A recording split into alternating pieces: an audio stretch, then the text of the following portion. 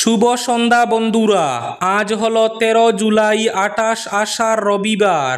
আজকের সন্ধ্যার বিশেষ বিশেষ খবরগুলি হলো: রাজ্যে ঘটে গেল এক বিরল ঘটনা। বিবাহ বিচ্ছেদ হতেই 40 লিটার দুধে স্নান করলেন এক যুবক। বললেন, আজ থেকে আমি মুক্ত। Viral video. আজ নিলামবাজারে ঘটে গেল এক দুঃখজনক ঘটনা। অস্থায়ী বেলা উল্টে লঙ্গাই নদীতে তলিয়ে গেলেন এক যুবক। শিলচরে বিয়ের পার্টিতে মহিলার সঙ্গে অভব্য আচরণের প্রতিবাদ করলে স্বামীকে মারধর, ধৃত 2 যুবক। আজ কালাইনে রহস্যজনক অবস্থায় উদ্ধার পুলিশ কর্মীর মৃতদেহ। এনআরসিতে নাম বাদ, অসমে বড়া সংসার সেরে বাংলায় বাপের বাড়ি ফিরলেন এক মহিলা। তৃণমূল সাংসদের আক্রমণ বিজেপিকে। আজ আবার ভয়াবহ ট্রেন দুর্ঘটনা। বেলাইন একাধিক কামরা, তারপরে দাউ দাউ করে অগ্নিকাণ্ড। লাইনচ্যুত হতেই ট্রেনে আগুন, পুড়ে সরকার 5টি কামরা। অসহনীয় গরমে হাঁসফাঁস করছেন বরাক উপত্যকা সহ রাজ্যের মানুষ। রাজ্যের বিভিন্ন প্রান্তে আজ 39 থেকে 40 ডিগ্রি পর্যন্ত পৌঁছেছে তাপমাত্রা। আগামী কয়েকদিন এরকম গরম অব্যাহত থাকার পূর্বাভাস। জনগণনায় মাতৃভাষা বাংলা লিখলে সহজ হবে বাংলাদেশি শনাক্তকরণ। বাঙালি বিদ্বেষী মন্তব্য। মুখ্যমন্ত্রী হিমন্ত বিশ্ব শর্মাকে ক্ষমা চাইতে বললেন সুস্মিতা দেব। এবং শেষ খবরটি, ভুয়ো সার্টিফিকেট 2 নির্বাচিত সদস্যার পদ খারিজের দাবিতে উত্তাল কাজিরবাজার পলডহর জিপি। তাহলে বিস্তারিত খবরে যাওয়ার আগে অবশ্যই ভিডিওটিতে একটি লাইক করে চ্যানেলটি সাবস্ক্রাইব করে পাশের বেল আইকনটি বাজিয়ে রাখবেন এবং ফেসবুক পেজটি ফলো করে ভিডিওটি অবশ্যই শেয়ার করবেন যাতে সঠিক তথ্যগুলো সবার কাছে পৌঁছাতে পারে। এবার শুনুন আজকের খবরগুলির বিস্তারিত। প্রথম খবর, আজ নিলামবাজারে ঘটে গেল এক দুঃখজনক ঘটনা। অস্থায়ী বেলা উল্টে লঙ্গাই নদীতে তলিয়ে গেল এক যুবক। নিলামবাজারের দিগলবাকে অস্থায়ী বেলার মাধ্যমে পারাপারের সময় ঘটে এই অনাকাঙ্ক্ষিত দুর্ঘটনা। অস্থায়ী বেলার সাহায্যে নদী পার হতে গিয়ে জলে পড়ে নিখোঁজ হয়ে যান এক যুবক। ছুটির দুপুরে আজ দিগলবাগ গ্রামে ঘটে যায় এই দুর্ঘটনা। তদন্ত শুরু করেছে প্রশাসন। লঙ্গাই নদীতে তল্লাশি অভিযান চালাচ্ছে উদ্ধারকারী দল। রাজ্যে এক বিরল ঘটনা। বিবাহ বিচ্ছেদ হতেই 40 লিটার দুধ দিয়ে স্নান করলেন এক যুবক। বললেন, আজ থেকে আমি মুক্ত। Viral video. 40 লিটার দুধ দিয়ে স্নান করছেন এক যুবক। সম্প্রতি নেট দুনিয়ায় এমনই একটি ভিডিও ভাইরাল হয়েছে আর যা নিয়ে চর্চা শুরু হয়েছে। কিন্তু হঠাৎ কেন কেউ এত পরিমাণ দুধ দিয়ে স্নান করছেন? জানা গিয়েছে ওই যুবকের নাম মানিক আলী। তিনি অসমের নলবাড়ি এলাকার বাসিন্দা। স্ত্রীর সঙ্গে আইনিভাবে বিবাহ বিচ্ছেদ হওয়ার পর স্বাধীনতা উদযাপনের জন্য ওই যুবক এমন কাজ করেছেন বলে জানা গিয়েছে। ভাইরাল ভিডিওতে দেখা যাচ্ছে বাড়ির বাইরে দুধ দিয়ে স্নান করছেন মানিক। সার দিয়ে রাখা রয়েছে 4টি ড্রাম, এক একটিতে 10 লিটার করে দুধ রয়েছে। সব মিলিয়ে থাকা 40 লিটার দুধ দিয়ে স্নান করলেন ওই যুবক। আর সেই সঙ্গে তাকে বলতে শোনা যাচ্ছে, আজ থেকে আমি স্বাধীন।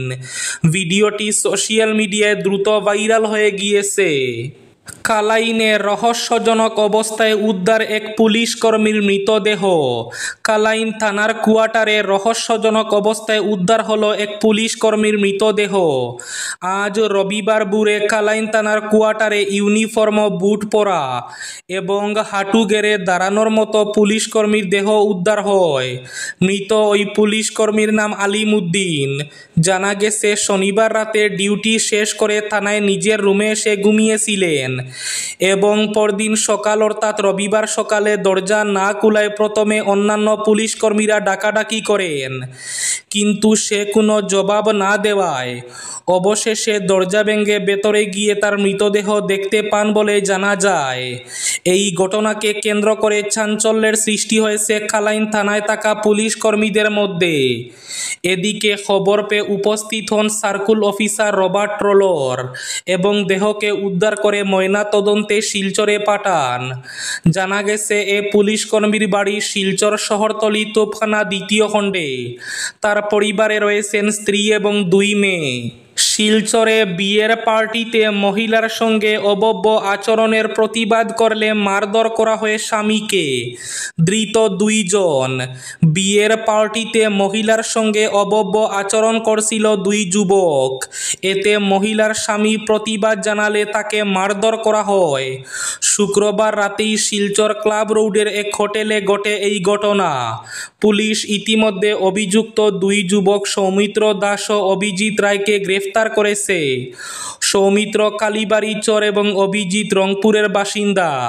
পুলিশ সূত্রে জানা গেছে শুক্রবার রাতে ওই হোটেলে বিয়ের পার্টিতে আমন্ত্রিত হিসাবে গিয়েছিল সৌমিত্র এবং অভিজিৎ। মহিলা এবং তার স্বামীও পার্টিতে যোগ দিয়েছিলেন আমন্ত্রিত হিসাবে। সৌমিত্ররা পার্টি চলাকালীন মহিলার সঙ্গে অভব্য আচরণ শুরু করে বলে অভিযোগ। তাদের আচরণ মাত্রা ছড়িয়ে যেতে দেখে মহিলার স্বামী এর প্রতিবাদ জানান। এতে সৌমিত্র এবং অভিজিৎ উল্টে খেপে গিয়ে মহিলার স্বামীকে মারধর করে। তখন পার্টিতে থাকা অন্যান্য লোকেরা সৌমিত্র এবং অভিজিৎকে পাকড়াও করে আটকে রাখেন। খবর দেওয়া হয় পুলিশকে। পুলিশ হোটেলে গিয়ে 2 জনকে ধরে নিয়ে যায়। আবার ভয়াবহ ট্রেন দুর্ঘটনা, বেলাইন একাধিক কামরা, তারপরে দাউ দাউ করে অগ্নিকাণ্ড। লাইনচ্যুত হতেই ট্রেনে আগুন, পুড়ে খাক 5টি কামরা। আজ রবিবার সকালে ফের দুর্ঘটনার কবলে ট্রেন। লাইনচ্যুত হওয়ার সঙ্গে সঙ্গে আগুন ধরে মালগাড়িতে। লাইনচ্যুত হতেই ট্রেনে লেগে গেল ভয়াবহ আগুন। আগুনের লেলিহান শিখা উঠে গিয়েছে আকাশ পর্যন্ত। অগ্নিকাণ্ডের ঘটনায় আতঙ্ক ছড়িয়েছে এলাকা জুড়ে। জানা গিয়েছে ওই মালগাড়িটিতে জ্বালানি ভর্তি ছিল। চেন্নাই বিচ স্টেশন থেকে রবিবার সকাল নাগাদ ওই মালগাড়িটি রওনা দেয়। তামিলনাড়ুর তিরুবাল্লুর জেলার কাছে পৌঁছাতে পণ্যবাহী ট্রেনটি লাইনচ্যুত হয়। কমপক্ষে 18টি ওয়াগন পুড়ে গিয়েছে। তারপরই আগুন ধরে যায় মালগাড়িটিতে। দাহ্য পদার্থ বুঝাই থাকায় একের পর এক বিস্ফোরণ হতে থাকে। দাউ দাউ করে জ্বলতে থাকে ট্রেনটি। কয়েক মিনিটের মধ্যে কালো ধোঁয়ায় ঢেকে যায় আকাশ। ইতিমধ্যেই ঘটনাস্থলে পৌঁছায় দমকলের 11টি ইঞ্জিন। স্থানীয়দের তড়িঘড়ি দুর্ঘটনাস্থল থেকে সরিয়ে নিয়ে যাওয়া হয়। তৎপরতার সঙ্গে চলতে থাকে আগুন নেভানোর কাজ। 30টি ওয়াগন এবং লোকোমোটিভকে অক্ষত অবস্থায় দুর্ঘটনাস্থল থেকে সরিয়ে নিয়ে যাওয়া হয়। এনআরসিতে নাম বাদ, অসমে বড়া সংসার ছেড়ে বাংলায় বাপের বাড়ি ফিরলেন এক মহিলা। এনআরসির কারণে অসমে নাগরিকত্ব হারিয়েছেন আরতি ঘোষ। তাই অসমে বড়া সংসার ছেড়ে সেই মহিলাকে কুচবিহারে নিজের বাপের বাড়িতে ফিরে আসতে হয়েছে বলে অভিযোগ করলেন তৃণমূলের রাজ্যসভার সাংসদ শামিরুল ইসলাম। রবিবার নিজের সামাজিক মাধ্যমে অ্যাকাউন্টে ওই মহিলার নাগরিকত্বের প্রমাণপত্র দিয়ে তৃণমূল সাংসদ দাবি করেছেন আরতি কুচবিহারের বক্সিরহাটের জাউকুটি গ্রামের বাসিন্দা।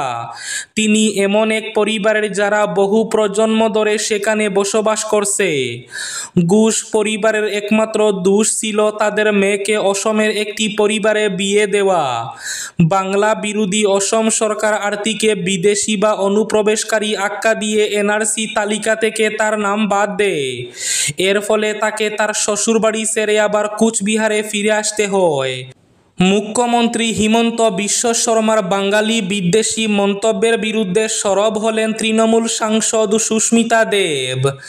বাঙালি বিদ্বেষী মন্তব্য, মুখ্যমন্ত্রী হিমন্ত বিশ্ব শর্মাকে ক্ষমা চাইতে বললেন সুস্মিতা দেব। লোক গণনা নিয়ে মন্তব্য ঘিরে বিতর্ক। বাঙালি জাতি সম্পর্কে বিতর্কিত মন্তব্যে উত্তাল রাজনীতি। মন্তব্য ফিরিয়ে নিয়ে মুখ্যমন্ত্রী হিমন্ত বিশ্ব শর্মাকে মানুষের কাছে ক্ষমা চাওয়ার দাবি উত্থাপন করেছেন তৃণমূল নেত্রী সুস্মিতা দেব। সেন্সাসে জনগণনায় মাতৃভাষা বাংলা লিখলে সহজ হবে বাংলাদেশি শনাক্তকরণ, বলেছিলেন মুখ্যমন্ত্রী হিমন্ত বিশ্ব শর্মা। মাতৃভাষার এই ইস্যুতে মুখ্যমন্ত্রীকে নিশানা সাংসদ সুস্মিতা দেবের। বরাক উপত্যকা সহ রাজ্য জুড়ে অসহনীয় গরমে হাঁসফাঁস করছেন মানুষ। আজ রাজ্যের বিভিন্ন প্রান্তে ৩৯ থেকে ৪০ ডিগ্রি পর্যন্ত পৌঁছেছে তাপমাত্রা। আগামী কয়েকদিন এরকম তাপমাত্রা অব্যাহত থাকার পূর্বাভাস। আজ বরাকের ৩ জেলায়ও অতিষ্ঠ গরমে হাঁসফাঁস করছেন মানুষ। আগামী কয়েকদিন এভাবে গরম অব্যাহত থাকার পূর্বাভাস। এবার শেষ খবরটি। ভুয়ো সার্টিফিকেট ২ নির্বাচিত সদস্যার পদ খারিজের দাবিতে উত্তাল কাজিরবাজার পলডহর জিপি। ২ নির্বাচিত ওয়ার্ড সদস্যার বিরুদ্ধে ভুয়ো স্কুল সার্টিফিকেট প্রদানের অভিযোগ গ্রামবাসীর। ১৪ জুলাই তল ব্লক ডেভেলপমেন্ট অফিসারের। এ নিয়ে কাজিরবাজার পলডহর জিপি জুড়ে চাঞ্চল্য দেখা দিয়েছে। ২ সদস্যার পদ খারিজের দাবি ওয়ার্ডের একাংশ জনগণের। নবগঠিত পাতারকান্দি বিধানসভা কেন্দ্রের অন্তর্গত সংখ্যালঘু অধ্যুষিত কাজিরবাজার পলডহর জিপি বেশ কয়েকদিন ধরে সংবাদ শিরোনামে। নির্বাচনের পর পঞ্চায়েত সদস্যদের শপথ গ্রহণ ও সভাপতি নির্বাচনের ২ তারিখ ব্যর্থ হয়েছে। ১০ জুলাই জিপির নির্বাচিত ৬ ওয়ার্ড সদস্য উপস্থিত থাকলেও ৪ সদস্যের অনুপস্থিতিতে সভা স্থগিত করা হয়। ১ সপ্তাহের মধ্যে পরবর্তী সভা অনুষ্ঠিত হওয়ার কথা, কিন্তু এর আগেই জিপির নির্বাচিত ২ ওয়ার্ড সদস্যার বিরুদ্ধে গুরুতর অভিযোগ উত্থাপন করেছেন গ্রামের একাংশ জনগণ। এই ছিল আজকের সন্ধ্যার বিশেষ খবরগুলি। ভিডিওটি অবশ্যই লাইক করে শেয়ার করে দেবেন।